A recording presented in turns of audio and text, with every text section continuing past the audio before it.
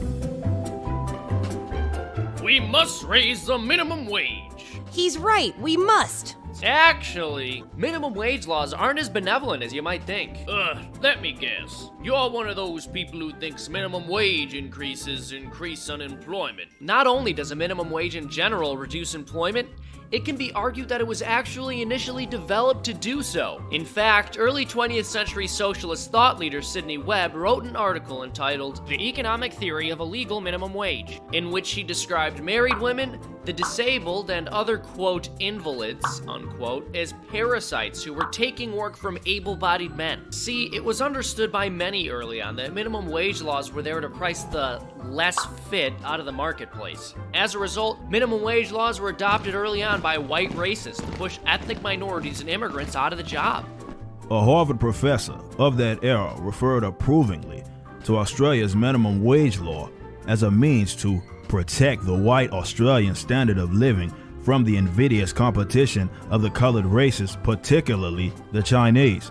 Yep, and in the US, before federal minimum wage laws were instituted, black unemployment was actually slightly lower than white unemployment. But unfortunately, that trend reversed. Because whenever the price of a good or service is artificially increased, people buy or use less of that thing. This is why some places increase taxes on things like cigarettes and gasoline, because they want fewer people to buy them. Because if raising the price of gasoline means fewer people buy gas, and raising the price of cigarettes means fewer people buy cigarettes, then raising the price of labor means we've solved poverty and you're a neoliberal bigot for disagreeing with such a policy? I get what he's saying. Minimum wage laws don't always help the way we think they should. When you raise the cost of labor, fewer people will buy it, and low-skilled laborers never get the opportunity to improve their skills and living circumstances because no one will hire them.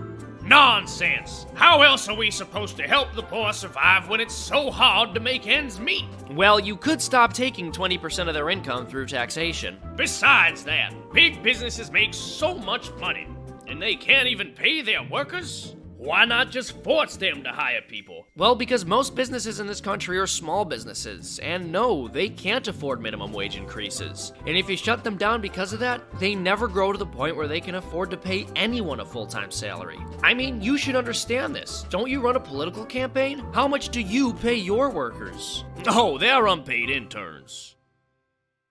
Hey guys, thank you so much for watching. If you enjoyed this, visit fee.org for more educational content. Thanks so much.